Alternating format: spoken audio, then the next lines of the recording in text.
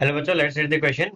The phenomenon of mutarotation is shown by. तो phenomena mutarotation का जो phenomena है वो कौन सा मॉलिक्यूल हमारा कार्बोहाइड्रेट का वो शो करेगा।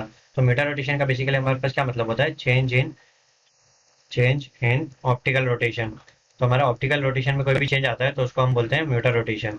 मतलब है कि हमारे जो दो एनोमर्स होते हैं वो अगर दो इक्विलिब्रियम में है तो वो चेंज हो रहे होते हैं। जैसे कि हमारे पास ग्लूकोज है।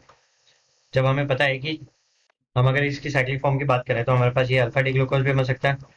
अगर ये हमारा डी ग्लूकोज है तो ये हमारा बीटा डी ग्लूकोज में भी कन्वर्ट हो सकता है। तो हमारा जो सॉल्यूशन में हमारा अल्फा डी ग्लूकोज और बीटा डी ग्लूकोज दोनों में इक्विलिब्रियम में प्रेजेंट होता है, तो इसको ही हम बोलते हैं म्यूटा रोटेशन। तो इसमें क्या होता है कि हमारा जो साइक्लिक सुगर्स होती है वो हमारा म्यूटा रोटेशन दिखाती है। तो म्यूटा रोटेशन कहाँ दिखाती है, जहाँ पे हमारा एनोमेरिक कार्बन पे ये शो करता है, ठीक है।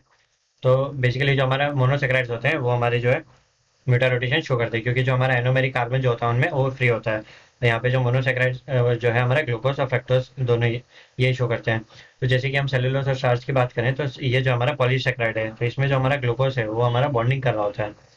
वो एक ग्लूकोज दूसरे ग्लूकोज के साथ बॉन्डिंग कर रहा होता है, तो यहाँ पे हमारी ग्लाइकोसिडिक लिंकेज होती है। तो ग्लाइकोसिडिक लिंकेज होती है इसमें, ठीक है। तो इसकी वजह से क्या होता है कि हमारा जो एनोमेरिक कार्बन इसमें अगर फ्री नहीं है हमारे पास, तो म्यूटा रोटेशन कैसे कर पाएगा।